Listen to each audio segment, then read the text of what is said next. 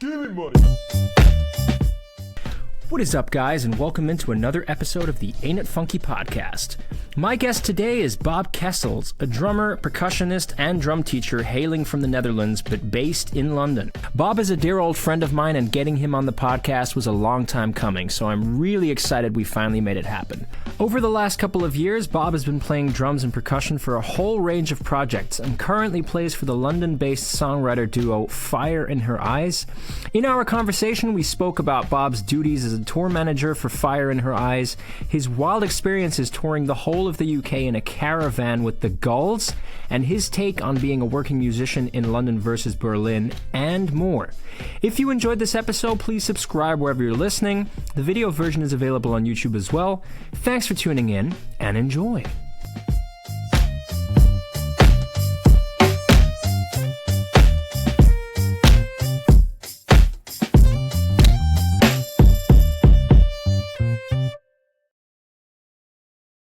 All right, Bob Kessels, welcome into the podcast. Hello, thank you. My pleasure.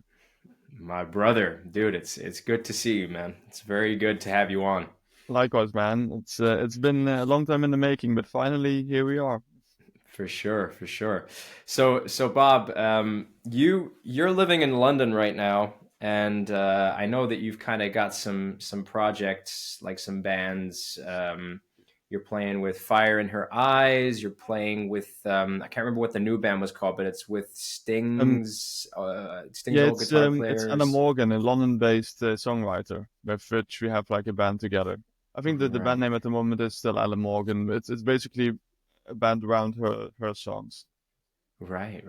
So yeah, just tell me a little bit more about what's been going on in London, man. I'm curious to know. Well, quite a bit. We have been gigging quite a bit with Ella recently, and we just started a few weeks ago, actually, after a few rehearsals, and we start gigging after that. And with Fire, we already have been doing some things for longer. We have just done a European tour in Holland and Germany a few weeks ago, that I had the privilege to tour manage as well. And that went really well. We only stayed in Europe for 1 week, but it was very filled. Like, we did like 3 gigs and about 3 radio performances, and what else? Like also a couple of workshops at secondary schools that the 2 sisters of the band gave, and we went to my hometown where we played the first concert, which was really special because it was also the first time that we ever played in Europe. And then we also went to Berlin, where I used to live myself, and where you obviously live right now. Our beloved Berlin, right? Absolutely, bro. Absolutely. So that's been great. It has been very productive and a good experience for the whole band. And that's one of the things I've been doing. Also because the tour management took quite some time as well. Quite some work to make that whole week happen and to break even in the end. But it has been a good experience. The whole band has loved it, and I definitely loved it myself as well. And now we are working towards the debut album, which is coming out next year, and somewhere in the first quarter of the next year. Nice. And that's looking quite good at the moment. We're working with this producer, Youth, who is quite a renowned producer in the UK. He also worked with Paul McCartney and other big artists.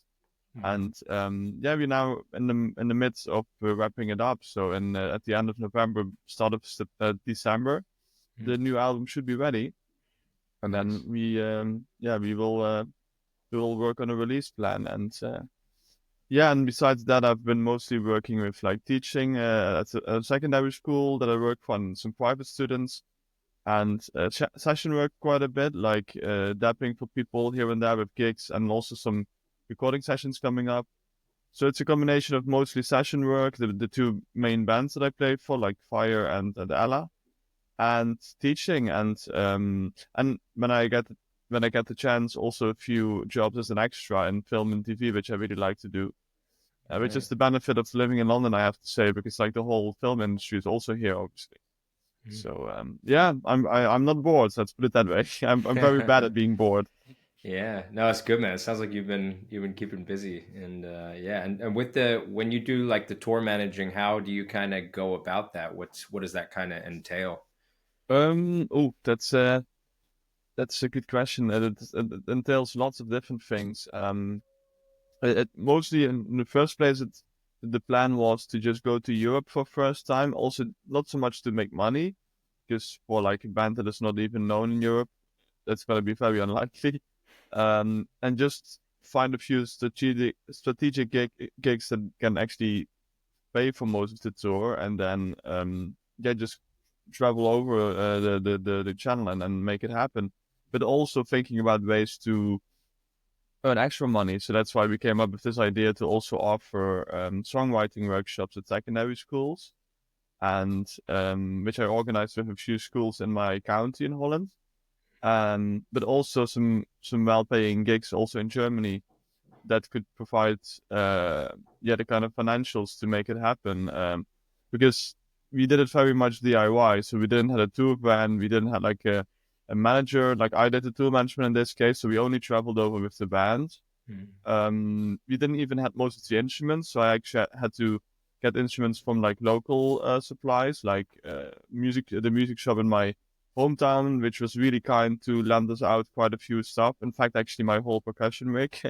Nice. And then we also had to take care of like other instruments that we couldn't take with us from the UK because of the plane. Like that would be way too expensive, almost impossible. Mm. So yeah, so we did kind of figured out lots of different ways to also save money and to make it happen for that week, and definitely not lose money on the tour, which we didn't, luckily. So it all went well. We even had like and that was quite special to me. Actually, we did have a session guitarist in Holland that I got into the band. He is one of my best mates in Holland and a really good guitar player.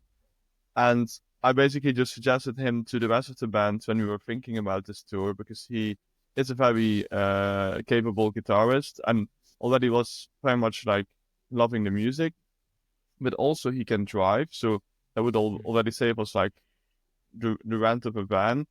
And it would also save us like money from like another band member flying over from the UK with all the extra travel costs. And that also worked out. It was quite scary at the beginning because like the moment that he met the band was literally when we all landed in Holland and he picked us up. So it Wow. was literally like sink or swim kind of situation, you know. So Yeah. this could have gone really, really bad or really, really well. And luckily it was the second thing, because that same day when he picked us up in Eindhoven at the airport in Holland, when the whole English part of the band landed, that was the first time he physically met everyone. And he did have some video chats with the two girls from Fire, but the Raoul and Aaron, the bass player and the guitar player, the drum and bass player, he didn't even knew.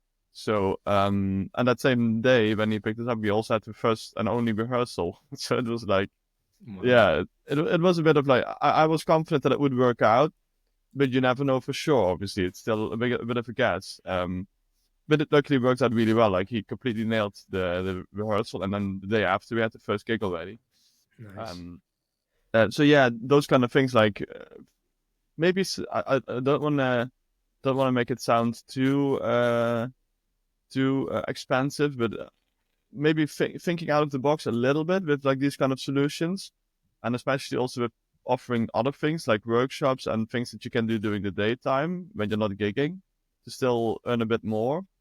I think that helped us out. I think that was really the kind of key to make this short 1 week tour happen. Mm. And yeah, we just had a great time. We had an absolute laugh. I mean, going to Berlin and even to North Germany for a gig as well at a really nice venue in a city called Schwerin, which is a place that I really like.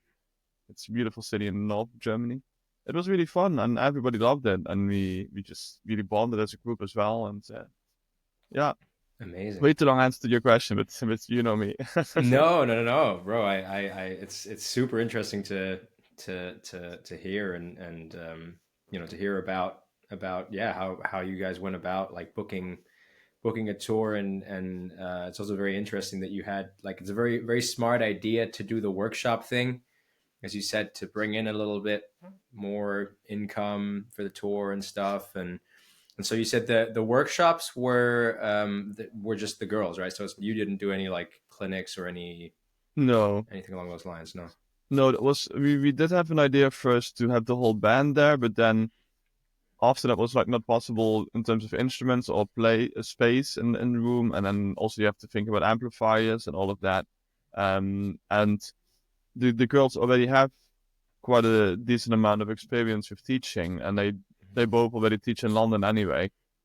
And it was just really special because I wasn't aware of like how easy they are with doing that, because I just put it out there out I put it forward to them like as an idea, like, yeah, if you girls wanna, then we can make this happen to do some to earn some more money. And they basically said like, yeah, okay, sure, let's do it. And then we made a little plan of how to do it, like what kind of subjects to cover. And but we didn't really have like a specific time frame, like, okay, now we're gonna do this, now we're gonna do that. And the girls literally just went into that school. I dropped them off to every school that they went to in my county, so secondary schools. Um, and they did have the plan with them, but they just went into the classroom and just basically like yeah freestyled it. Wow. And Okay. the students and the teachers absolutely loved it. Nice. Apparently it went really well, and they also really like to do it themselves, and they got really good response, and it just happened naturally. Like they just, and I really really respected that. I said it to them several times, because you have to imagine, like, they don't know the language, they don't know the school, they don't know any of those people, and they just go in completely blank and just make it happen out of nothing. And Mm. without even using the template that we had, which was not even a template like, okay, this is the whole structure. It was just like a general idea of what to do. I think the idea was to just write a song.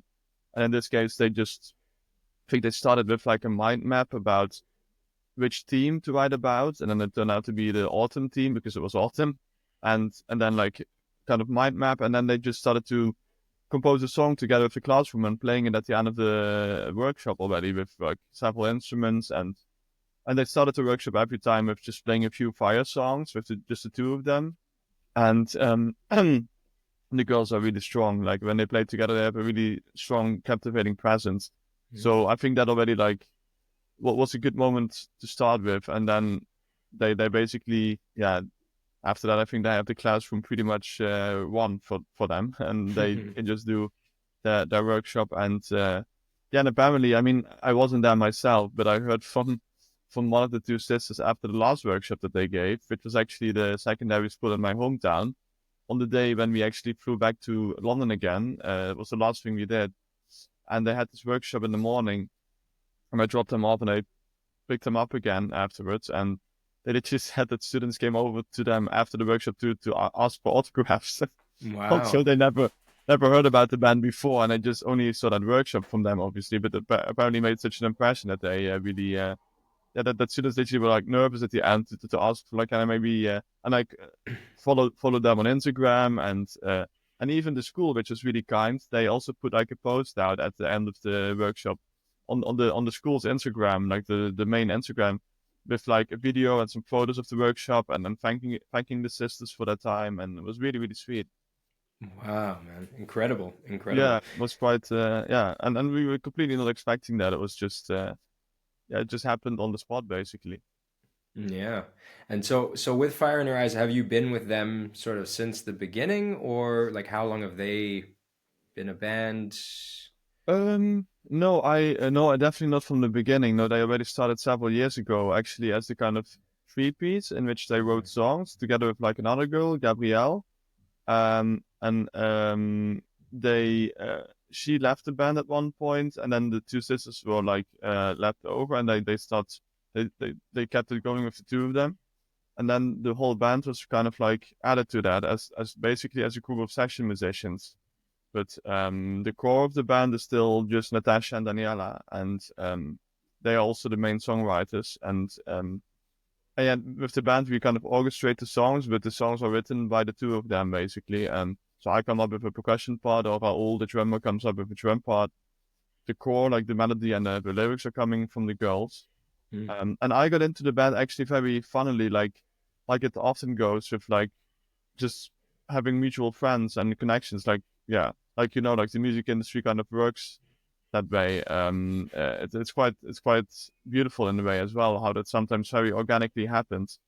Because the story was that I used to play in another band in London, which is called the Gals, Mm. which with which we toured for about a good 2 years, and I've been with the band for 2.5 years. So the first half year was just when I still lived in London, and we just basically built up a repertoire and played mostly in the London area a lot, and rehearsed and recorded the first couple of singles, and then COVID hit in August 2020, in March 2020, obviously, but we had this crazy idea of going on something that we called the Impossible Tour, and we hit the roads at the start of August 2020, in the middle of the first COVID summer when everything was basically closed and nothing was actually possible. Mm. And we went on the road for 3.5 weeks through the UK, throughout the UK, literally the south coast to the north, and kept that going for about 2 years after that. And yeah, with that band, at the end of it, when I left in June 2022, the guitar player Eddie, who was also one of my best mates, he left as well. And then he stayed in London. I went back to Berlin. But Eddie started to play with the girls from Fire No Ice as a bass player because he's Right. a multi-instrumentalist. And at one point, when I was still living in Berlin, he said, like, hey, the girls, they actually need they were thinking about maybe a percussionist. They already had a drummer, and at the time I was still living in Berlin, so it was logistically not really very convenient.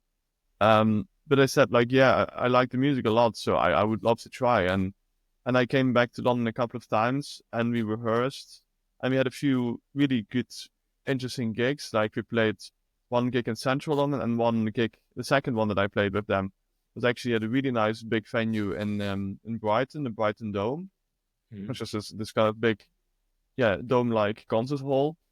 And yeah, and that still all happened during my time in Berlin, and then I eventually decided to go back to London in September 2023, because Berlin was a great place for me to live for a good year, but it was not the place where I could actually stay as a musician. And at least for me, it wasn't really the kind of like place where I felt like I could build a career for myself. And yeah, and then I moved to London, and things with the band started to become more regular. But yeah, so long story short, it happened through the old bandmate from the Gulls that I ended up in Fire. So it's all a bit like the same kind of band scene from Camden, North London. Like everybody knows each other, and Mm. they all kind of like, yeah, because the Gulls basically got to know each other in Camden as well, and Fire and Ice is also mostly um around in that area, and yeah, so that's how it happened. Okay. Wow. And so you said, so obviously you lived in London first, and then Berlin for about excuse me, Berlin for about a year, and then you moved back to London. What was kind of the when you were in Berlin? Um, well, kind of tell me about that, like that maybe that shift of like obviously going to Berlin, but then decide something about Berlin obviously being like you deciding, you know what, like I think maybe London is more my my scene, or more the city for me. What kind of, yeah, tell me about kind of what the experience was like in Berlin, and what kind of prompted you to then go back to London for music. um yeah, Berlin was cool. I mean, as you know as well, it's a great city. It's also, the music scene is really cool. It's a very vibrant city with lots of creativity. But having said that, I always felt like London is a better place to actually build a musical career, in my opinion, because simply the whole industry is there. It's like one of the main cities in the world for that. Like obviously New York, LA, and then I would say London. Mhm. Um, and with Berlin, it does have a very good music scene, also especially in like the European continent. It's probably one of the best music cities. But for me personally, I felt like, and this is no criticism, but it was more like my own realization that the focus is mostly on electronic music in Berlin. Like there's obviously a huge electronic scene with all of the techno clubs and house clubs, and it's Berlin is known for that. But it wasn't really working for me as an acoustic musician, as a drummer and percussionist. And I was mostly earning my money there with teaching, which I love to do. And it was also, great for me to teach in German, because I never taught in German before. I remember I completely shit my pants the first time when I had to teach in German at this school. And my German was definitely not fluent at that point, but it got fluent during that year that I lived in Berlin. Right. Because if you don't speak German properly and you have a 5-year-old who doesn't speak a word of English, or a 6-7-year-old student, then you have a problem. So it really, in that regard, it taught me a lot, and it brought me a lot as well. More just on language levels and in cultural levels, but I also felt I have still really a lot of good friends in Berlin, and a close inner circle that I'm still in touch with. Also because of the band that I still work for remotely, which is called Step's Division, a Berlin-based band. But so I still have a very close relationship with the city. But personally, for me as a musician, London kept pulling me back basically, and especially when it happened with Fire on Ice, that they kind of asked me to join them. And I also got messages quite often for when are you back in London to do this or that, or I thought that didn't really happen in Berlin that much, because the scene is very different. And it wasn't really working out for me too well. I mean, the thing is, as a city to live in, and you know this as well because you lived in both cities too, I would say Berlin is definitely more comfortable than London, way more comfortable. It's obviously half the price. Public transport, food, rent. I mean, people in Berlin complain about the rent going up, but I always thought in my head when I heard people complaining about it, oh, you should know how it is in London. Exactly. Yes, you would your head would explode when you know about the rents here. So so that's all way more on the Berlin advantage. But if it comes to actually building up a career and connections and international possibilities as well, then I feel I'm not saying that there are no international artists in Berlin that are known in the rest of Europe, because there are lots. I mean, actually, some of them that I still listen to quite often, like Niels Frahm, who has a studio in Funkhaus, I think. And then you have Hania Rani, which is a Polish piano player and composer that I really, really adore. She also lives in Berlin. So it's still a hub for lots of creatives. But I feel if you look at the world stage, then I mean, there's still a big difference between Berlin and London, it seems to me. So to get back to your question, I think for me, Berlin was really good in terms of decompress and having a bit more of a quiet life after the whole adventure with the golfs that lasted 2.5 years. 2 years of quite intense touring, very much DIY, living in a van with 6 people for 2 years. Crazy. It's still sometimes kind of I still sometimes wonder how on earth we actually kept up with that for so long. But I mean, in gratefulness, because it was an absolute awesome time. So I'm not complaining at all. It was just sometimes very tricky and very challenging way of living with 6 people in a 7-meter van. But the experiences and the adventures that we encountered were just sometimes literally as if I literally sometimes felt as if I was in a movie, but in the good sense of the word, because it was literally an adventure. But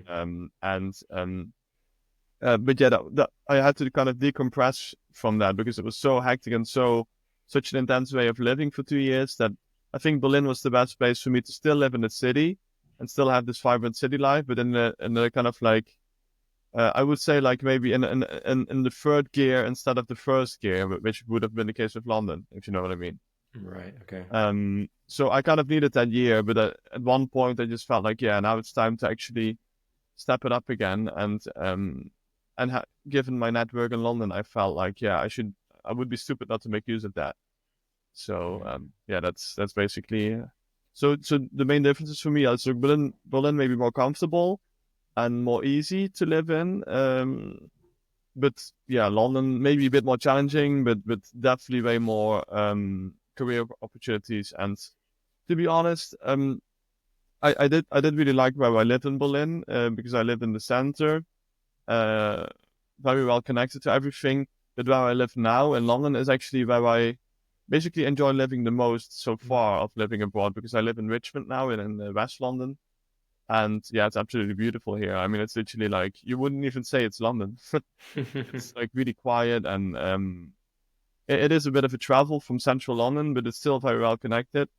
So yeah, I couldn't really see myself living anywhere else at the moment. So Nice, man. Well, I'm happy for you to to hear that no, you've kind thanks, of man. found a place where you feel settled and obviously yeah enjoying living in Richmond, because I know you were telling me recently that before that you kind of had a bit of a not so great living situation as well and stuff, and I know you've obviously lived in different apartments all over the place and whatnot, so it's yeah man Yeah, it it's was a bit more challenging. It was I actually went from east to west. right. So I used to live in East London actually all the time because, yeah, to be fair, it's the most cheap area of London often Mm. to live. So I during my study, my internship time, I lived in more close to Stratford, and then I moved to Lewisham, where I lived for about a year in total. So half a year before I entered the girls and before I went on the road.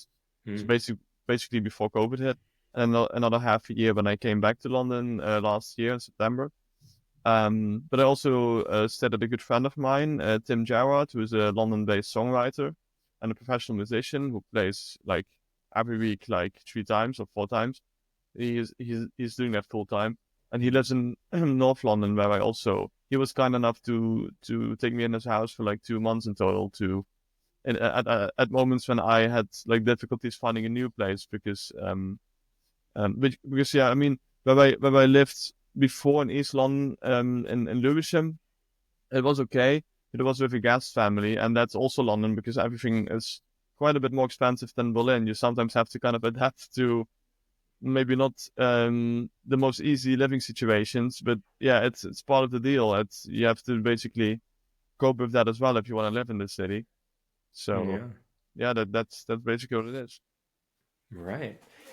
And so let's take it way back. So what I kind of know who like your well, I know who your biggest hero is. Right. And I feel like I kind of know the story, but tell me what actually got you like started playing drums. What was the kind of catalyst for you to be like, I want to be a drummer? Oh wow. Jesus, that's a long time. I, if I have to believe my mom, I apparently already like crawled to the stereo installation for the CDs.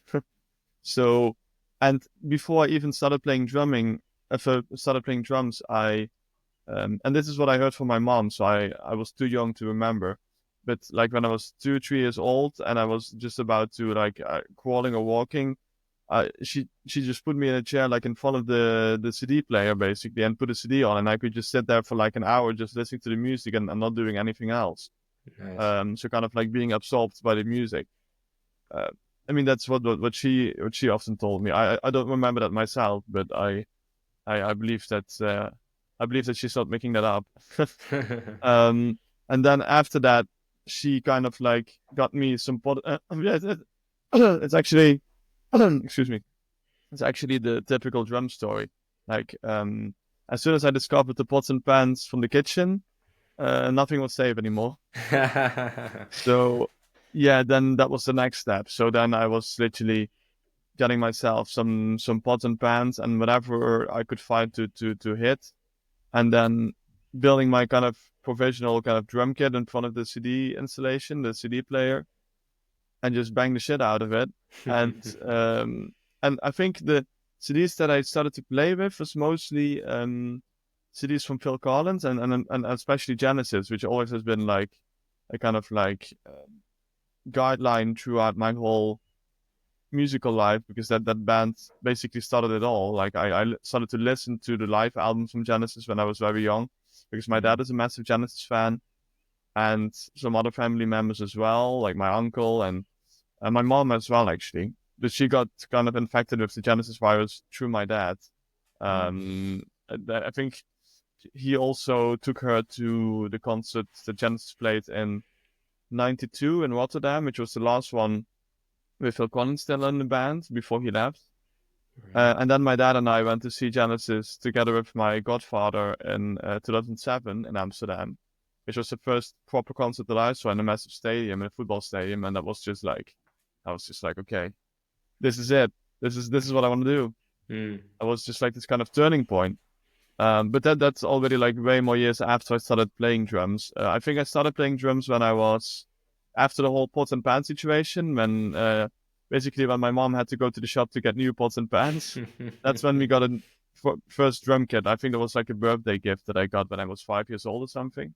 Nice. And it was just this little toy store kit that my parents bought as a toy store in my hometown, which doesn't even exist anymore. Mm. Uh, because my hometown's city center is now like basically a ghost town anyway, where there are no shops at all anymore. Like everything closed. Wow. And yeah, basically what happened, it's quite a funny story because I got this drum kit when I was 5, I think, and I started to obviously, yeah, play on it as much as I could, and I was completely addicted to it. And then after I think about a week or 1.5 weeks, I already bashed through most of the drum heads, Wow. and then we had these kind of broken drum heads, those toms, and it was like you have to imagine it was just like a toy store kit. It was not a professional, not even like a starter drum kit, like a beginner's kit. It was just like a toy store kit, Yeah. not from a music shop, but from an actual toy store. And then we took this toy store drum kit with the broken drum heads, like with the broken head still in it, with the holes in it, and went to like the drum shop in my hometown and asked them to put like professional drum heads on it. So so we came in with these toms, and they already started laughing when we walked into the shop. Like, what the hell are these guys doing with like this toy store drum kit? Like, I mean, it's not even a kit that they bought here. Yeah. And but they did actually put like professional drum heads on that toy store kit. Wow. Probably even had to cut out like a circle from like the actual drum head because the toms were obviously way smaller. Um, Wow. and yeah, and that was basically the indication that it was time for a proper kit. So Right. I think I got my first actual drum kit, like proper kit, when I was like 6 or 7 or something. Hmm. And with 6, I also started to go to the music school in my hometown in Geleen. And yeah, that lasted for pretty much my whole primary and secondary school life. And then things started to become more serious when I finished at secondary school and wanted to go to actually study music full time. Hmm. And that's when I also went to another drum teacher. I still kept going to the music school in my hometown. The music school, unfortunately, did close down at one point because, and that's something that really like still hits me hard, is that all of the pretty much all of the music schools that are funded by the government. So every main city in Holland had their own music school for like after school lessons. You know, you go there for like half an hour drum lesson. You, yeah, you have that in Germany too, I guess. And they were funded by the government. But at one point, the Dutch government decided to stop funding these kind of government-funded music schools, and they all Hmm. had to close down. So Oh that wow. school that I had lessons at for like about 10, 11 years closed down now completely, which is quite Oh sad. man. So Yeah. I had to go to private teachers after that. Um, but yeah, that's basically the story. So it's yeah, I basically have been playing for as long as I can remember. But it all started just with the usual pots and pans situation, just like yourself, probably, I guess. I don't think it was pots and pans. I think for me it was just like tables. Oh yeah, Because I remember with a friend of mine in, I think it was like fifth grade or something, and him and I we'd like fake beatbox. oh I, yeah, I say fake beatbox because I would never say that we actually beatbox, like, because that would be taking too many liberties.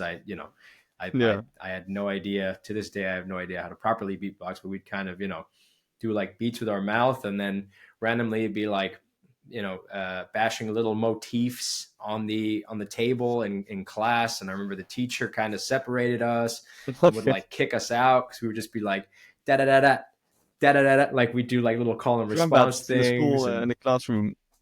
yeah, and then I remember just something in me was like, I don't know, I kind of think I want to try playing drums, because like this kind of like rhythm stuff on the tables is kind of cool, and I want to try it Yeah, out on an instrument. yeah.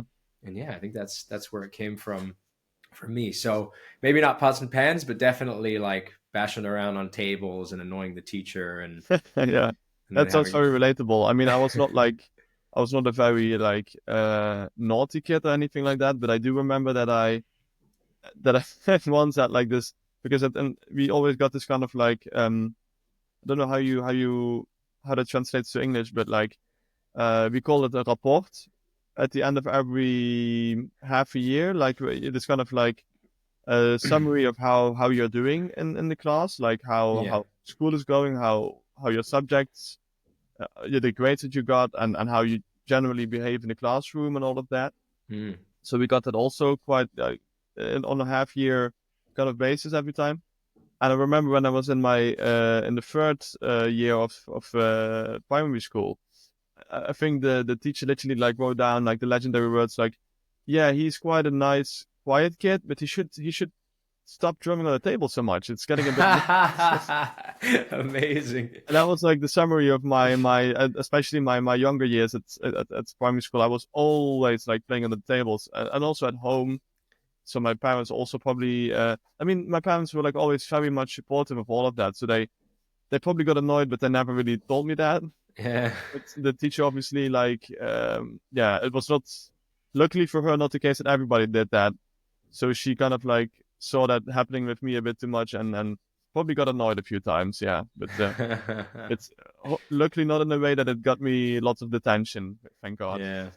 Hey man, The if coolest you played the drums doing the detention anyway. So exactly, but if you ever make a hit record, man, you can you can put the I don't know if you still have the report card, but you can put it on like the, if you made like a vinyl or something, yeah. or a CD booklet, you can Oh put yeah. the Use that picture of pro. the report card with like, it's like the joke's on the teacher now, Yeah. because yeah.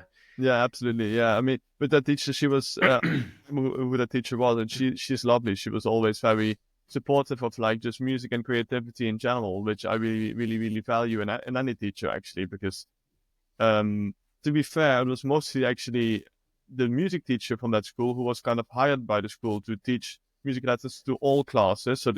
So basically, you have in primary school and home, it's like you have one teacher that stays with you for the whole week. Basically, you get all of the different subjects like maths, Dutch, English, blah blah blah.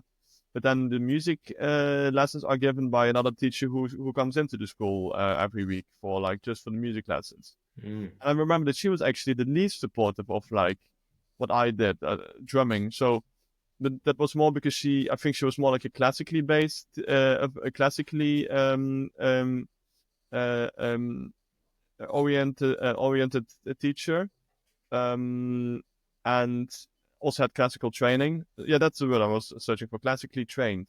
Mm. So because of that, I always felt like with me like bashing drums and everything, that was not like something that she would like call music, because it was mostly like the students which was very much supported by her were like the students who stayed after school to have flute lessons, like the kind of wooden flute, which from which she also organized like a group of all the students who wanted to learn how to play flute.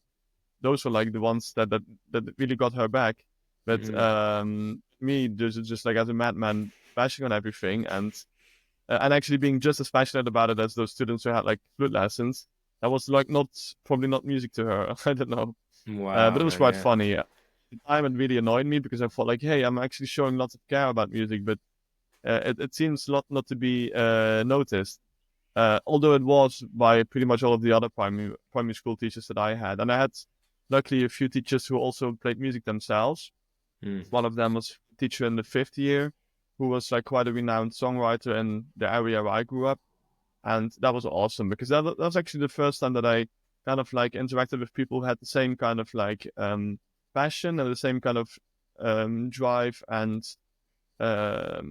and yeah, how do you say like yeah, they spent their free time the same way as I did, basically Mm. listening to music, making music, writing stuff.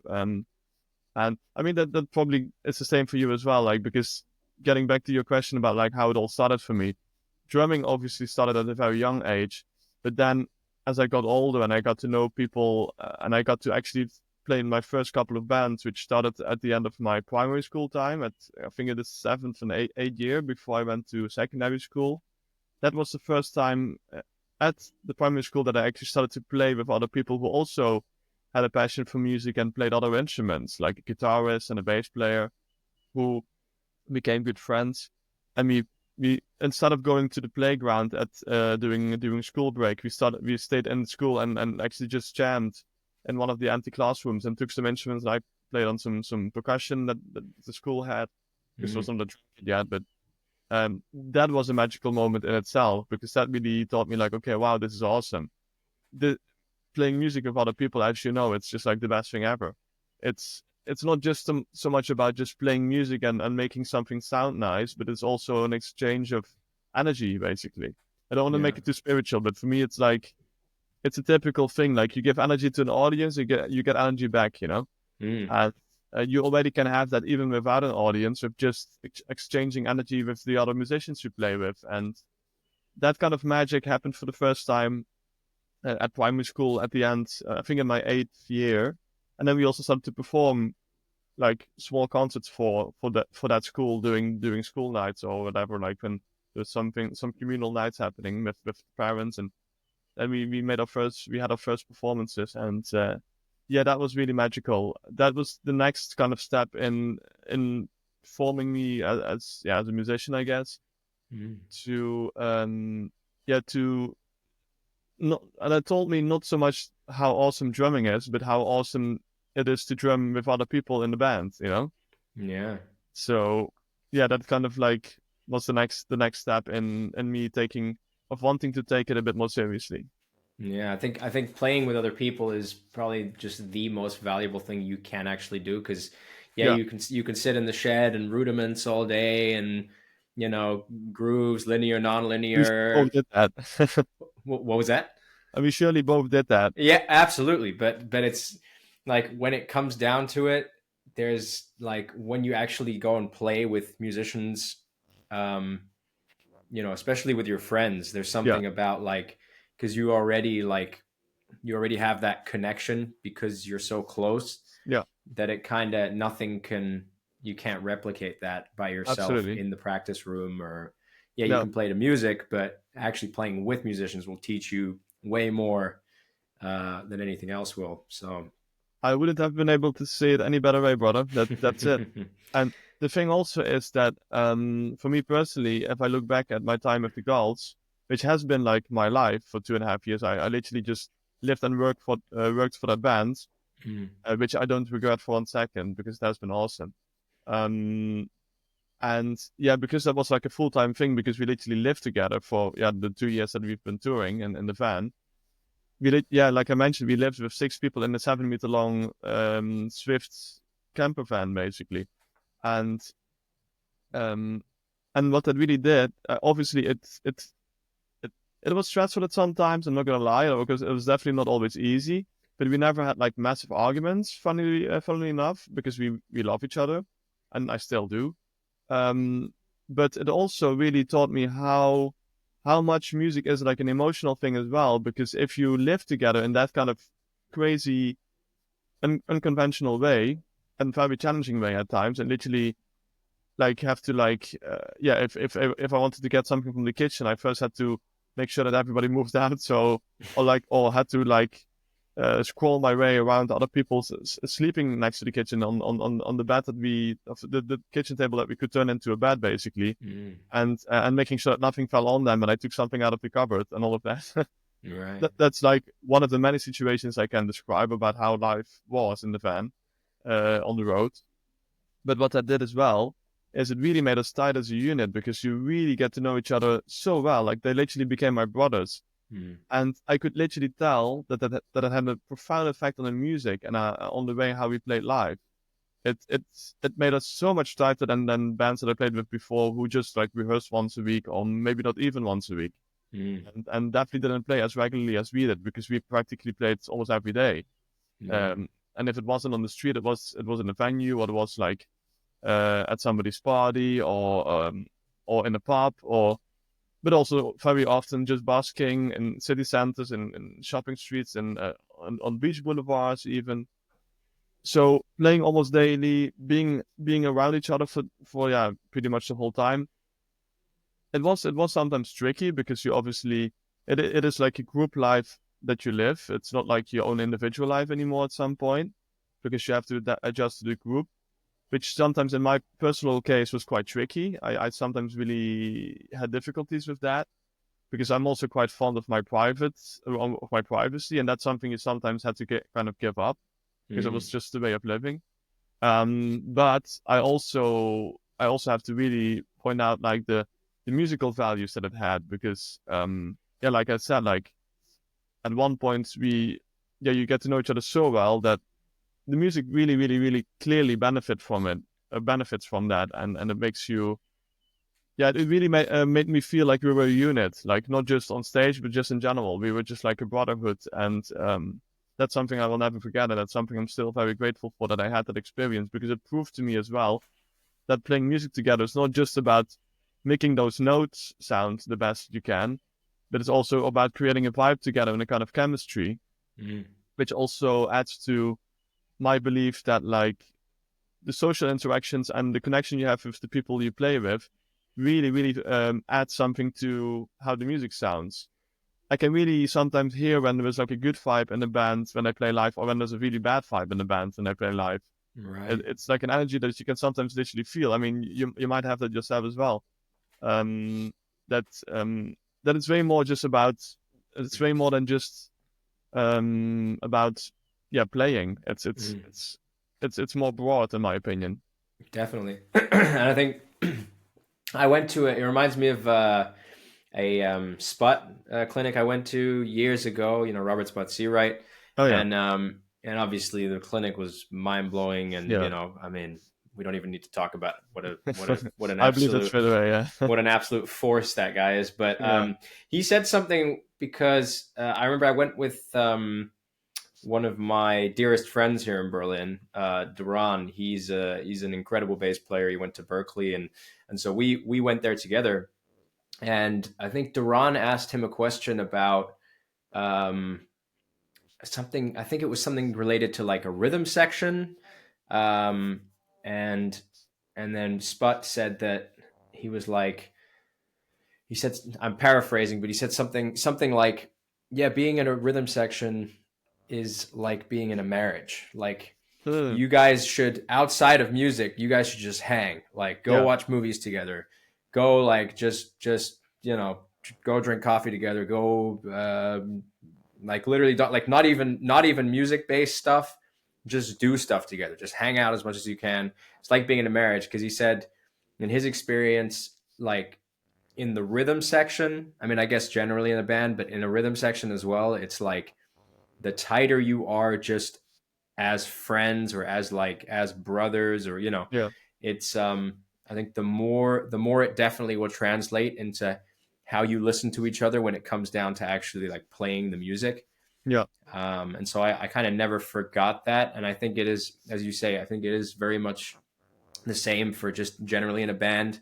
And like when you're traveling and putting in the 10,000 hours together, so to yeah, speak, right? And in such a like unorthodox kind of intense way, yeah, you go through thick and thin. And some days you're like, man, this stuff is tedious, and this is like, I yeah. remember you telling me the story about having to find where you could get fresh water and stuff, Oh yeah, having to find water. I think you was it like yeah. you No, had a it big was literally canister and because we literally lived like, yeah, as a kind of like yeah, I wouldn't say gypsy, but like in a very camping style way, which yeah. was awesome, because we literally could go wherever we wanted, and we parked the van like at the most crazy places sometimes, and also Yeah. sometimes on the edge of forests, or sometimes in the forest, or like on city streets, or wherever we could stop, we stopped. And but it also meant that we had to like empty the toilet at places as well, and also like obviously fill up the water. But we yeah, to give you an idea, like we didn't even have like the water tank filled in the van. We literally just had like a few of those massive water bottles, like where that could fit like 5 liters of water, and just had to go to a pub to fill them and ask them like, hey, could we maybe fill our water bottles because we parked here down the street with our van, and then sometimes I really had to like explain to the pub owner like what we actually did because he didn't believe me.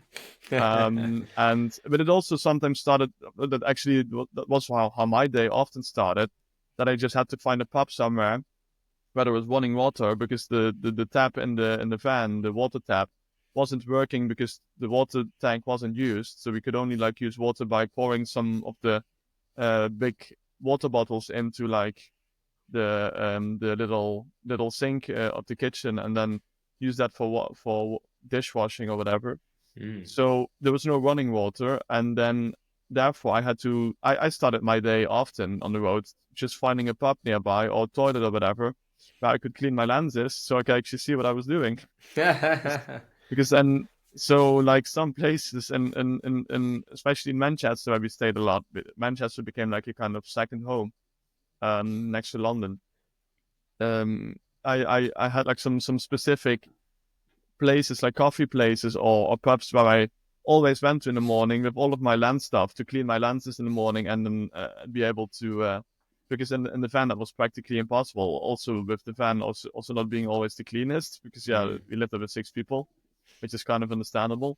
So yeah, so that was one of the many cool things. And I remember like we once came up with this idea. I think it was an idea from the guitarist Eddie, yeah, who I later started to play with in Fine Eyes. When I think it was during the second year of touring that we came up with this idea to promote gigs in a very kind of original way. So what we did is we came up with something that we called Girls FM. So like our own kind of radio show. And what we did was we put like the two speakers from our PA system on the roof of our camper van, connecting it to like the microphone, and then Will, the frontman, was sitting in the van driving it around with a microphone and presenting a so-called radio show live, and then driving Wow. around the city with the speakers on the roof, and then one of our banners like placed next to like connected to one of the walls of the van, so they could see the band logo like in full size, Yeah. covering pretty much the whole side of the van. And so that was the stage banner that we used for that. And then having the door of the van open and then walking in and out the van with like flyers, and then going on the pavement and giving flyers to everyone when the van was passing by with very loud music on, which was obviously our own music. Yeah. And then like Will just presenting a so-called radio show, and then often having somebody sitting next to him in the van, like Addy, like the guitar player, or myself, or Killian, the bass player, and just having interviews and like having the most random interviews about like, oh, what is your favorite ice cream and that kind of stuff. Oh, bro, that's amazing. And then we literally drove to we drove through Manchester a couple of times like that to promote a gig that we would play later that day on Piccadilly Gardens in Manchester, and Yeah. and then literally like sometimes stopping and then Will giving a full speech to like a crowd that was standing on one of the shopping streets, who all were completely amazed with what they saw. Like, what the hell are these guys doing? And then promoting the gig in a very eccentric way, and then shouting in a microphone, and then putting another one of our own songs on.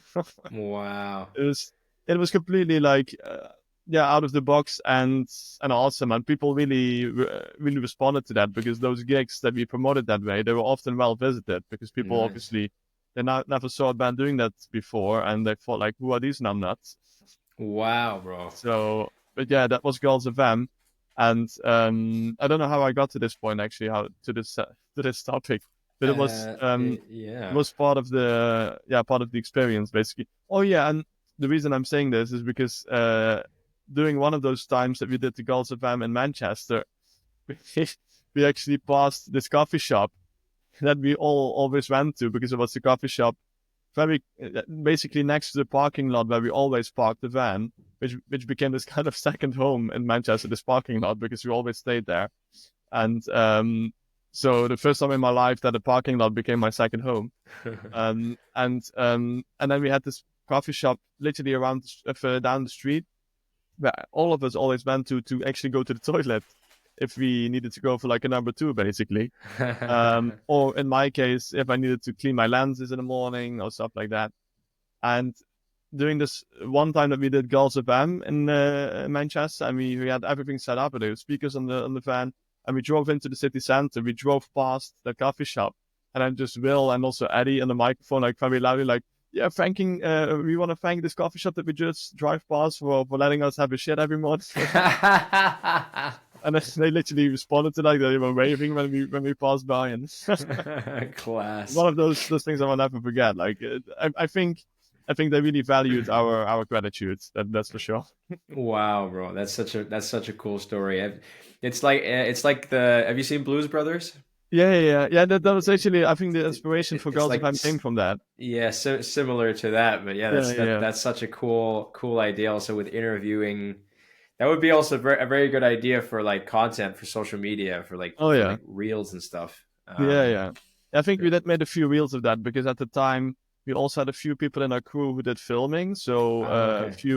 we actually had a very good friend in Manchester, a girl called Bella. She did film academy in Manchester at that point. She Mm, was from Manchester and she studied something with films. And she yeah. often went on the road with us for a while and then filmed pretty much everything and also filmed the whole Girls of M thingy. And so lots of that also has been captured and on camera. And we did it as well in Brighton once, where that was the time when people on Brighton in Brighton apartments who had their apartment next to the beach boulevard, so they had the view on the sea.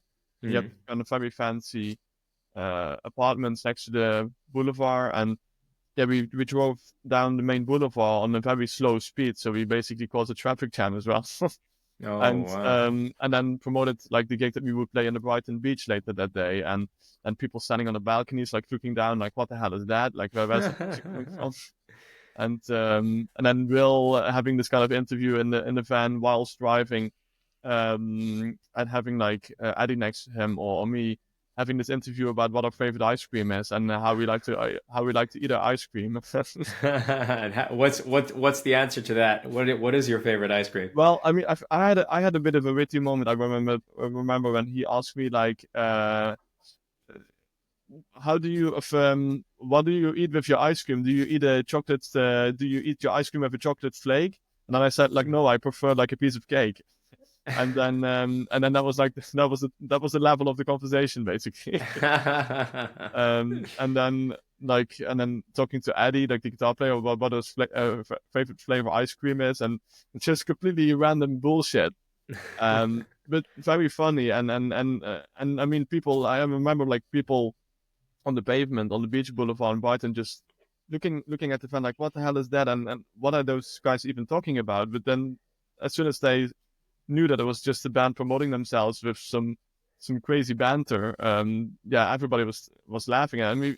I remember lots of joyful faces. First, completely amazed, and a bit of like, how do you say, uh, how to put this like into like words? like stunned Yeah, stunned. faces. Yeah, But then that very quickly turned into joy and laughing, and I think by doing those kind of that's also kind of the thing that Will always said, the frontman of the band. Like by doing crazy things will happen to you.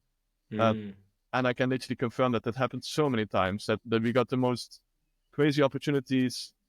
People who saw us play, who booked us, or like people who got us in touch with other people, just by doing crazy stuff like Girls of Them, and we had some other really crazy kind of promotional stuff that we did that really caused some attention. And it's just about being shameless, I guess. And I have to be honest, like at the beginning, I was probably the least shameless one, and I still kind of am. I followed with everything though, and I loved everything. But I have to give lots of credit to especially Will, the frontman, and Eddie, the guitar player, who had the most crazy ideas, and actually all made it happen as well. And that's it takes just a few people with some out of the box ideas to pull off some really cool things, I guess. Yeah. No, Epic. Incredible stories, man. Really. Uh, Yeah. And so in London, do you have a space with a drum set? Like do you find time to, or like where do you kind of find time to practice? Yeah, that's I'm actually quite fortunate at the moment because a mutual friend of myself and Tim, the songwriter that I mentioned earlier, Tim Gerard, a North London-based songwriter, and a good friend. We have a mutual friend, and he is a professional producer. Mm. He also worked on the Christmas album that I kind of like helped with last year as well, that Tim wrote. And does lots of producing work. And he has a studio in North London, very close to where my mate Tim actually lives. And yeah, and I'm renting that place for a few days in a week, together with another guy. So we basically rent that place with the three of us. And that's where I teach my own students, and that's where I do some session work. I actually did a recording session now a few weeks ago for a Dutch artist who approached me. So Mm. like a remote recording project for her new album. So, and the good thing about that is that the room itself is also my storage space for my own drum kit. So, since the last summer, when I came back from my summer holiday, I drove back from Holland with my dad, who was awesome enough to help me with actually bringing my kit over to England this time. So, my professional kit is now at that studio and also set up for recording sessions. So the good thing is that it covers two things, actually three things. I can store my kit there, I can record there for other people, because this friend of mine, Andrew, who owns the studio, is also like a really good producer who can help and is really good at drum recording as well. And I can teach my own students there, my private students. Mm. So yeah, so that's the space I have now in North London, which is a really lucky thing to have. Epic. Um, and and besides that, I can sometimes practice a bit at the other schools where I teach in the spare hours that I spend there. And yeah, and I don't unfortunately don't have like a kit at my house. I have a practice pad here, just like you probably have as well in Berlin. Mm. And yeah, so the practice pad is our friend when it comes to home practice. Oh, there it is. Yeah, there it is. Yeah. Yeah, that's the same here. So that's all I can do here really, because I live in an apartment building. So I have a shared house with three other people, but it's part of like a apartment building. So we also have people, I think, living above and next to us. So yeah, I think I wouldn't last a few hours if I started to play drums. Yeah. And so when you practice, what's kind of, because I always ask guests this, I don't know if you know this or not, but yeah, what's your kind of practice approach? How do you go about it? Oh, that's a good question. That's a multi-layered question because it really depends on what I need to practice. At the moment, I have to be very honest. I'm very bad with practicing. I don't practice nearly enough. In Mm. fact, I barely practice at all. Um, Mostly because I simply don't even get to it anymore. I'm fortunate that I'm quite busy, so it's mostly practicing specifically for projects. Like in December, I have this studio session coming up with a more like a hard rock, symphonic rock band. Like it's not necessarily metal, but it's like really like hard rock on the metal kind of side.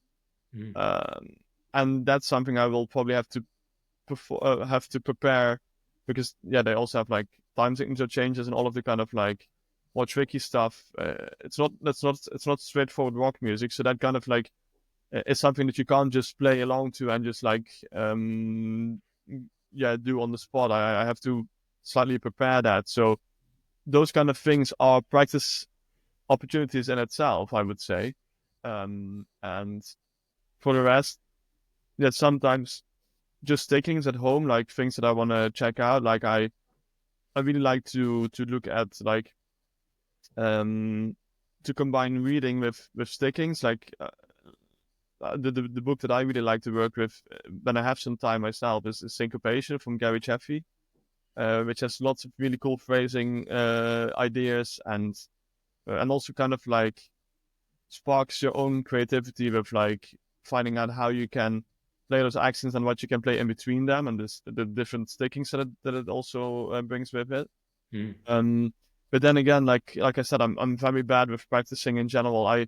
I used to be better at that when I was studying, because then I also simply had to, because especially during my bachelor, I had exams to prepare. And especially in the first year of my bachelor, if you only failed for one exam, you would already be kicked out of the school after the first year. Wow. So you had to do this preliminary exam. Always struggle with that word.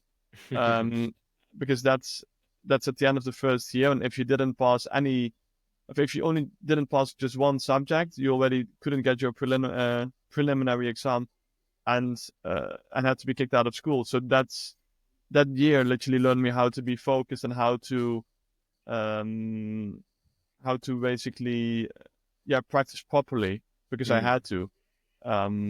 But after that, when I started to work more, it kind of like it shifted more towards like specific practice for specific projects. If there was something that I needed to find out, or um, I I think over the years I kind of like got my own kind of toolbox that I can open drawers in, if you know what I mm, mean. They can open drawers from, but that doesn't mean that those drawers that I can open still already have all the necessary tools. I sometimes have to add some, but sure. that really depends on what the project asks for. The thing that the thing that I got asked for, like if there are specific things that I still need to prepare for that specific project, and that's what I will practice.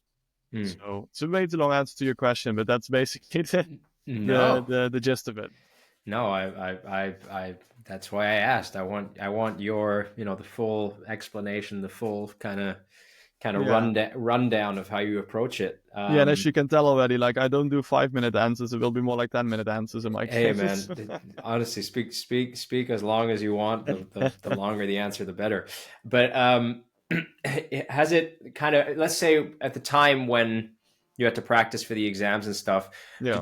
were you kind of like a quite structured practicer? Did you kind of keep a logbook and use a timer and like the metronome and stuff, or was it more kind of free flow, or what was kind of the approach for you? Oh, that's actually very easy to answer. I think I always started with that intention to be very Yeah. structured, and then it lasted for 10 minutes, and then I just went all over the place.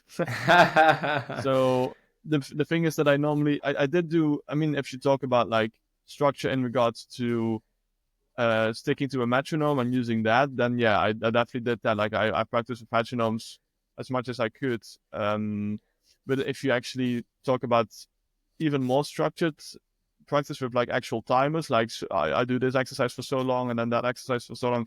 I do remember that I once made like a practice planning for myself, which was really detailed, like about like 2 hours with all different kind of like sections of like doing this for 5 minutes and this for 10 minutes, and I literally could only do that for 2 times in a row, and then I already completely completely was done with that, because for me that doesn't work. I'm I can be quite I can be quite structured if I need to be, but definitely not for a long period of time. And I know lots of people who actually can, and I really admire that. But for me, Mm, I'm a bit too much all over the place. I sometimes get lost in a specific thing that I want to develop and that I want to work with for longer. And yeah, sticking to a complete frame of like, this is how long I do that, this is how long I'll do that. That will completely freak me out probably. mm. So yeah, structure wise, yeah, metronome definitely.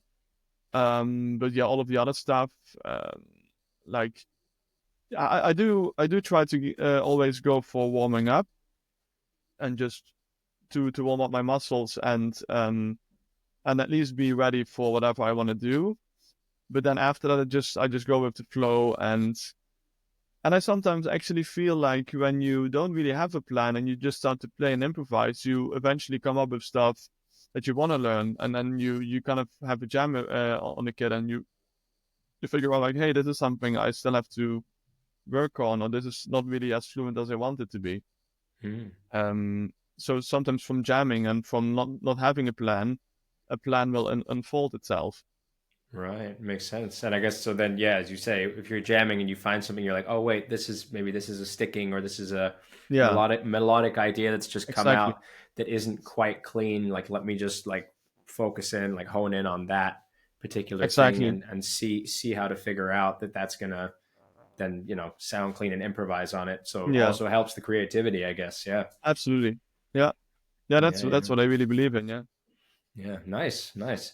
And so what would you say are kind of, I don't know, let's say like 3 to 5 in your 3 to 5 like resources, whether it's books, whether it's particular exercises that come to mind, like in your drumming journey from the beginning to now, what are like for you would have been the most valuable resources that you've used, as I say, whether it's been, you mentioned syncopation before, Yeah.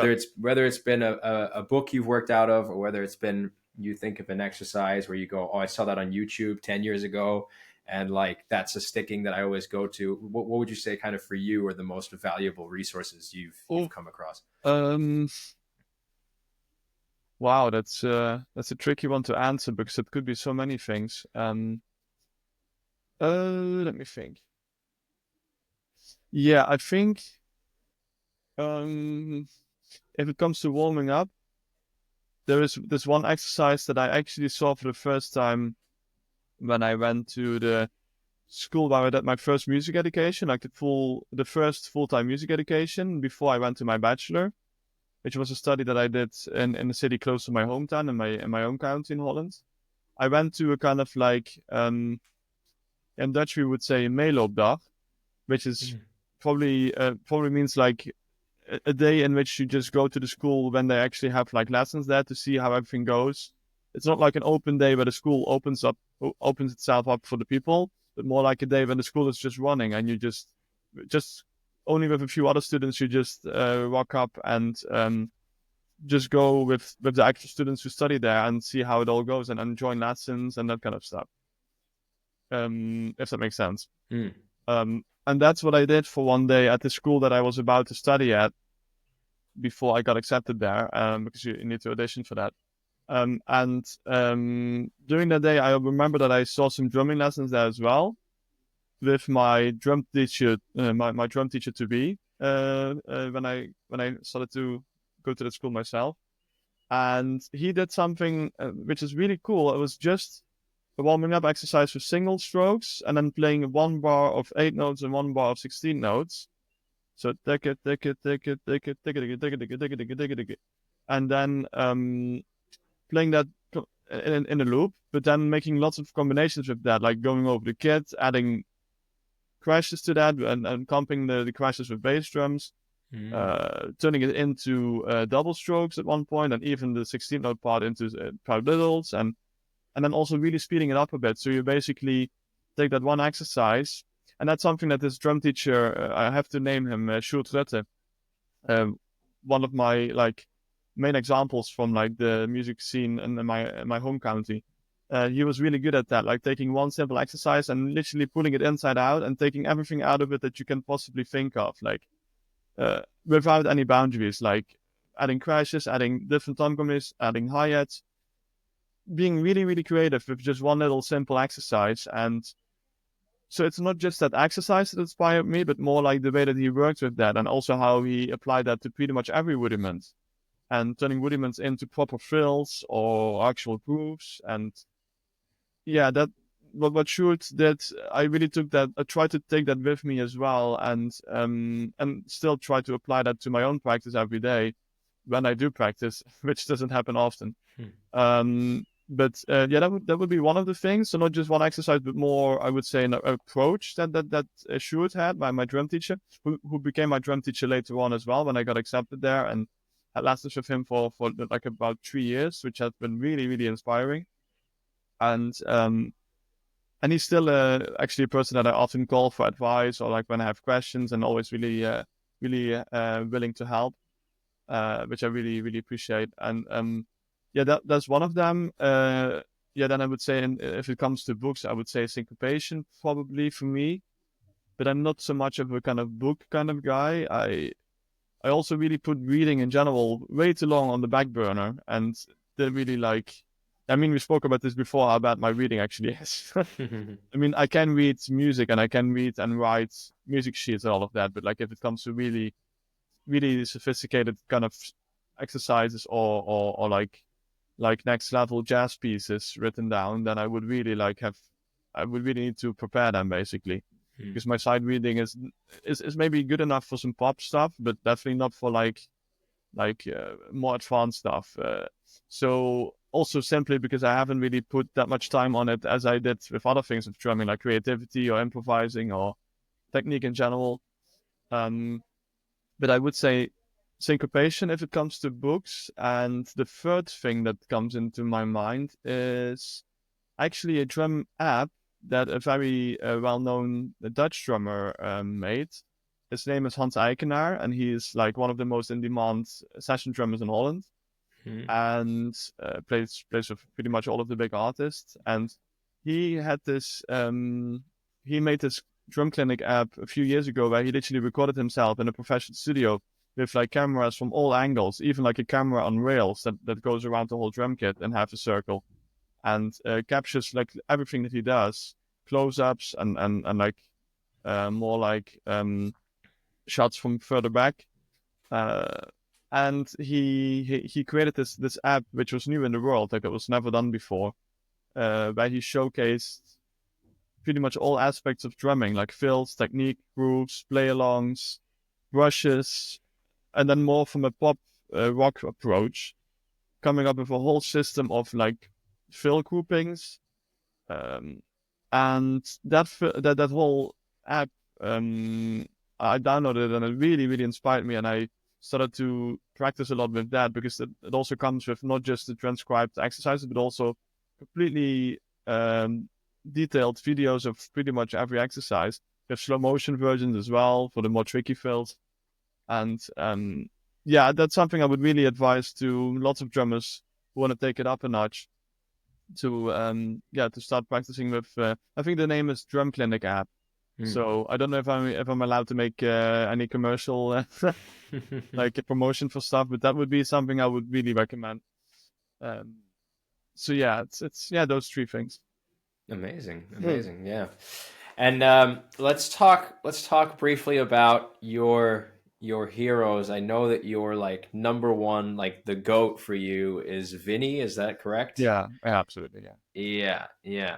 So when did you discover Vinny? What was like which record or which performance do you remember discovering Vinny for the first time, or thinking, wow, this guy is like it? Yeah, that's actually funny, because I was actually already listening to Vinny from like for pretty much my whole life without even knowing that it was Vinny, which also kind of explains why he's probably my main hero, is that he's such a chameleon that you sometimes don't even know that you're listening to Vinny, although it is him on the record, but he sounds like completely emerged in that style. And then the next record, it's like something completely different, and you also wouldn't even know that it's him. Obviously, in some records, it's quite clear, like with his personal touch, that it can only be Vinny, especially I think the Sting records, in my opinion. But with some things, I actually only figured out later on that music that I was already really, really admiring and listening to a lot was actually Vinny playing it. So a good example of that is the album from Joni Mitchell, Night Ride Home. I mean, Joni Mitchell has always been one of my favorite songwriters. I think you can't really say that about musicians. It's a bit of a bad thing to because music is obviously not a sport. But I would personally say that she's one of the best songwriters of all time. And and she has this one album called Night Ride Home, which I still listen to almost weekly. And Vinny played on that album, and I wasn't even aware of that. I only figured it out later on. And there were some really like interesting drum parts that I just loved just for the drum part that it was, without even knowing that it was Vinny. And then figuring out afterwards that it was actually him playing it. And then at that time, only knowing him from other stuff, which were completely different, that kind of like opened a new door to me. Like, oh my God, this guy is capable of doing that as well and making it sound completely authentic. Although it's nothing close to like the other stuff that he did with Sting. And then he obviously even recorded a Megadeth album. I mean, like, what the hell? So Yeah, I mean, if you talk about the GOATs, then yeah, for me it could only be one. But obviously, there are lots of people who also are very fond of Dave Weckl and Steve Gadd, which for me is like almost like the kind of like holy triangle, like Steve Gadd, Dave Weckl, Vinny, Mm. which is fair enough. And I do admire both of them as well. I had the privilege to see Dave Weckl play live as well once in a very uh, close by kind of setting because that's not good English. Like in a very how do you say In like uh, in a personal setting, so like kind of a yeah, like smaller. very immersive because it was in a small jazz club actually in the city where I studied, where my bachelor of music study was in Holland. Mm. He played there with Mike Stern Nice. and Tom Kennedy on bass, which was also insane, like like the fastest bass playing I ever saw in my life. I think it was literally like lightning speed that that this guy could play with. Um, and yeah, that was awesome. I mean, Dave Weckl live, I will never forget. I mean, also just only just the way that he tuned his kit. Like I remember he had this one floor tom next to his hi hat, almost like Finney also sometimes had. Like Finney is obviously known for like having the china next to his hi hat, but Weckl also had like a floor tom there, and every time you hit it, you could literally feel it in your stomach. It's just like this kind of wow, like oh my goodness, that's a sound. It literally ran through the whole room. So yeah, I do really admire Weckl and Gadd as well. Obviously, Gadd, like every drummer should love Steve Gadd, I would say. But but for me, if I had to choose, it would be Vinny because just the versatility of him and also the the thing that really describes him the best, I think, is his unbelievable technical ability, but Mm. being able to turn it into a musical context every time and never make it sound as if he's overplaying. I often say like if I have to describe his genius, is that like you put 10 drummers in a room and you ask them to play the same crazy thing in a musical context, and 9 drummers would make it sound completely as if they're overplaying it, and that Mm. one drummer, Vinny, would make it sound completely perfect, as if it's Mm. just meant to be like that for the music. Yeah. And that's I mean that also happened when he played with Sting, for example. That was also the only time I saw him live, which was when I went with my dad to Sting and Paul Simon in Amsterdam at the kind of like Amsterdam equivalent of the O2 Arena, like a concert arena. And yeah, and because my dad and I, we often went to that venue. It's called the Ziggo Dome, and Mm. went for like concert nights together. And we drove all the way to Amsterdam for 2 hours, and had the most fun having dinner there and going to concert. We did it a couple of times, and then drove back at night and arrived back home at 3 in the morning. Uh, and just went for concert because my dad is crazy about music too. And we saw Sting and Paul Simon there with Finney on drums, and yeah, that was just I just fell off my chair. It was Mm. just like this is it, you know. No. And I remember that he played several police songs like "Walking in the Moon," "So Lonely," "Roxanne," and he played them. You could still really hear like the essence of the song, like how Stuart Copeland would used to play it, but really with his own signature on it as well, which in my opinion made it even better than the Mm. original police song. Um, and yeah, that's when I thought like, yeah, some things he did was like so intricate but so technical as well that with all the other drummers it would have sounded completely out of place, but he just made it sound completely in place. And yeah, that was just like another turning point in my life after the Janssens concert in 2007. This concert in 2015, I think it was, also just like was another indication like, yeah, this is what I want to do too, like playing these venues and basically being Vinny, which is obviously there's only one Vinny.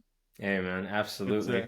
I remember years ago going to see Sting in Hamburg, and the whole time I was like, man, I can't wait to see Vinny. I can't wait to see Vinny. yeah, And then he like and then he was Sting sick. came. Yeah, no, but then Sting came out, and it was Josh Freese, who obviously is amazing. Yeah, yeah, Obviously Josh Freese is also a yeah. legend, but and it was amazing to see Josh Freese. Don't get me wrong, but at first I was, everybody around me is like excited and like, obviously everybody's there to see Sting, but I'm like, where's Vinny? I'm like, no, I wanted to see Vinny play.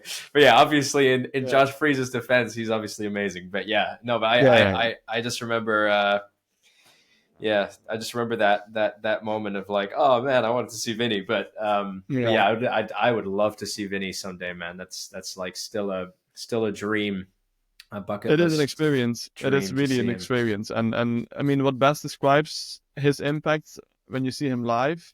Yeah. And I wasn't there myself, but I talked about it lots with my drum teacher at my bachelor study, René Kremers, um, who has been my main teacher during my bachelor. I had like lessons with him for like 3 years. And he's also just like Vinny, like a very stylish player, like probably one of the best drummers in the Netherlands, maybe in Europe, even if you ask me. Mm. Um, and so he does have like the same kind of approach as Vinny, and very stylistically playing lots of like basically creating melodies on a drum kit, and but also really being able to play proper rock music and making it sound like um yeah like things you could put in kind of any kind of concert arena or whatever. Um, and he went to see Sting as well, but it was just Sting. It was like a solo concert with only his band, because I saw him with Paul Simon together. And he went, I think it was actually at the same venue where I saw Sting and Paul Simon. And before the show, he very coincidentally uh, caught up with a student of him, Mm. a student of his at the venue before the concert started. And we're talking about this massive concert arena, like 17,000 people, and then coincidentally bumping into a student. Mhm. And they were talking about seeing, looking forward to see Vinny playing live and blah blah blah. And then they met up after the concert as well. And the concert apparently started with just Vinny going on stage and playing this groove for a few bars before the band kicked in. And that apparently was so impressive that literally when I think the story was that when they saw each other again during the next lesson at the school, the teacher asked him like, "What was your favorite moment actually of the whole concert?" And the student said like, "Yeah, actually those first two bars with Vinny just playing on his own and Mm. just like completely blasting that groove into the audience." And the teacher said like, "Yeah, that was actually the same for me as well. That was just absolutely amazing. Yeah. How you can make something as a groove so thick and impressive that actually all everything that happens afterwards, it's not even important anymore." Yeah, And man. that's what he did that night. Apparently, I wasn't there myself, but that's what he told me. Yeah. Yeah, well, I had a similar thing with Weckel as well because I got to see Weckel. I was very blessed to see him. I think this was last year at his Yamaha. Was it 50th anniversary clinic maybe? But yeah, he played here in Okay. Berlin, uh, and and so I went there with another friend of mine, also a drummer, and him and I were obviously standing next to each other. We were kind of standing towards the back, and uh, Dirk, who obviously we both know, Oh yeah. Dirk from Drum Trainer, introduced him Yeah. and was like, "Ladies and gentlemen, one of the greatest drummers of all time, Dave Weckl." And obviously everybody's like, "Can't Hmm. believe we're actually seeing the man himself." Yeah. And Dave walks on and he grabs his sticks and he just kind of goes raka like on the snare, just like one or two hits just to check the position real quick. And my buddy, my drummer friend and I, we like look at each other and we're like, that literally sounded better than anything I've ever played in my entire life. Like just those two, like just that Yeah. touch on the snare, just that kraka, like that, Yeah. that little like two snare hits. And I'm like, dude, Yeah. this is going to be outrageous already. Like he hasn't even played properly yet, and I'm Yeah. already like, I already got goosebumps. I was like, oh my Yeah. god, it's sound. And then as you said, the tuning, Weckel's Yeah. tuning of his Yeah. kit and stuff. You're just like when he's like going over the toms, and you're Yeah. like, oh man, dude, and his touch on the cymbals and stuff, and Yeah. it's just Yeah. yeah. Yeah. It's really cool. It's really cool. And I had the same vibe as well when because obviously uh, Vinny is not my only hero. Like I have a few, and one of the other main ones at the moment is more a guy from the jazz scene. He's probably like at the moment one of the most renowned jazz drummers, Mark Juliana. Of course, yeah. And I really, I actually I actually knew about him because of my bachelor study. Because before that, I obviously knew about Avishai Cohen and blah blah blah. And obviously afterwards, like during my study time when Black Star came out and Bowie died, me being a massive Bowie fan, that also kind of like sparked my interest in Mark Juliana as well, because he obviously played Black Star, recorded that album. But I actually got to know properly about him during my study time when another drummer gave a presentation about Mark Juliana and showed all of his projects, like what he did with Dafa Youssef and especially Avishai Cohen and also obviously Meliana together with Brett Meldau. And that then I just completely dove into it. And then, very funnily enough, as if it was meant to be, because it was like the perfect follow-up after that presentation that his classmate gave, the school actually managed to organize a masterclass with Mark Juliana when he actually came to the city of my bachelor study to perform there with his electronic jazz band, Beat Music. And so he played this at this jazz stage, the same jazz stage as where I saw Dave Reckel later on with Mike Stern. And on the day of the concert, they gave this masterclass at this jazz stage, at this jazz club, I mean. And that was with the whole band being there as well, like the whole Beat Music group. So Chris Morrissey on bass, like, really, really well-known New York-based double bass and electric bass player. And Jason Lindner on keys, who also played on Black Star, was part of this band that Bowie hired in New York to play Black Star. And that masterclass, he had the whole band there. So it was basically the band starting to play a few songs, completely gobsmacking all of the students, and then him just doing a few chats and having some kind of questionnaire so people could ask him questions, and he would play some stuff on his own on the kit and explaining things and practicing technique, and then the whole band would join in again for a few tunes. So the band stayed there for the whole masterclass. And you have to imagine that this crazy hot New York-based jazz musicians who all came together in this band. So they were all New York-based, and among Juliana himself, obviously being at the top of the New York scene. So it was just like a crazy level, and I completely fell in love with the music. And although I actually would have gone home that evening, because I remember it was a Friday, and I always went back home to my home county, the county in the south where my parents live, for the weekends, and then traveled back to my university city on the Monday and stayed there for the week. I literally called off my plans that I had later that night to see that concert. So because there were still some tickets left, and I played that same venue the same night with that band, like, and played a full concert, and I just knew, like, I have to be there because what I just heard during the masterclass was already so amazing. And that was my first introduction into electronic jazz, because it's not like the typical jazz bebop swing kind of jazz quartet. It was literally synthesizers on stage. I think 2 synthesizers, like one guy playing synth and one more producer guy who was mostly turning knobs for like all of the different soundscapes that went through the whole set. And then electric bass, and then Mark Juliana on kit, with not actually even any electronic drums at all, but he made his acoustic drums sound electronic by, for example, putting an extra snare drum head on the snare drum that made it sound like an electric snare. And the typical things that he did with the 2 splash cymbals on top of each other that he often hit, that he had in front of him. And yeah, speaking about examples, obviously Vinny is like probably the GOAT in my case, but in my opinion. But Mark Juliana, Jesus Christ, I mean, he only had like a snare drum, a floor tom, I think a right cymbal and a hi-hat, and those 2 splashes. And he did more with that than I sometimes see drummers do, have like 2 rows of tom on top of each other, like on a drum kit, you know? Yeah.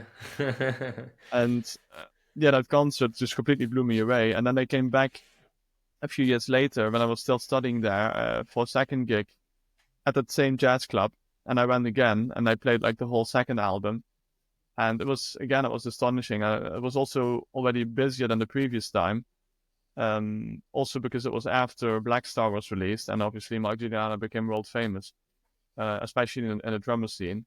And then he became like my second big hero, and I met with him a few times as well, like after the masterclass that he gave, and at the jazz club in the city where I studied. But also I went to a second masterclass that he gave in Utrecht in the south of Holland, which was with his jazz quartet. So that was with the proper jazz quartet with like piano, double bass, Chris Morrissey again, but this time on double bass instead of electric bass.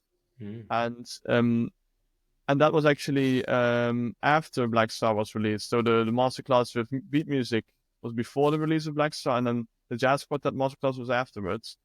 And I had the privilege to have a brief chat with him at both occasions, and yeah, it was just really inspiring. The things that he told me also about working with David Bowie, and that he couldn't say enough nice things about him, and and also apparently after Bowie died, when I saw him again after the jazz quartet masterclass, that he literally said that nobody in the band even knew about his illness.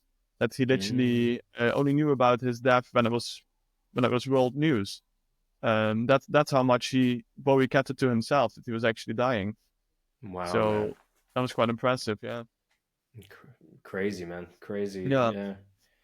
That yeah, so basically Bowie didn't tell anyone, like literally until he died, and people were like, "Wait, what? He was sick?" Yeah. Apparently, what I understood is that only the producer of the album knew. He knew that he was ill, but even Wow, the man. band didn't knew about it. Yeah. So that's quite heavy stuff, isn't it? Sad, man. Yeah, very sad.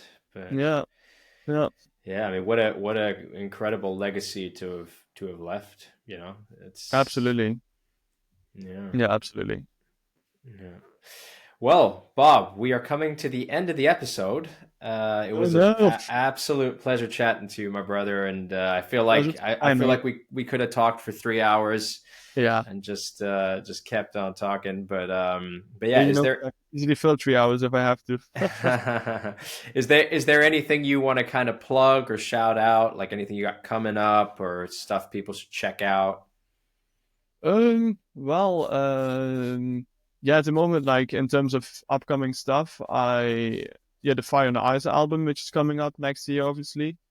And there's also we are now working on like a big concert in London in February when we release one of the singles prior to the album. But the album is going to be called Look Into the Sky, and it's now on the brink of finishing. So the last couple of recording sessions have been done, and yeah, that's one of the main things I work on. And then besides that, lots of session work in the meantime. So yeah, nothing really in particular, but yeah, just mostly Final Eyes, the album, which is something I'm very much looking forward to because it's actually the first studio album I worked on after the studio album that I released with the Gulls that we recorded during those 2 years of touring. And yeah, so that basically, and in general, I just keep myself busy with gigging in London mostly, and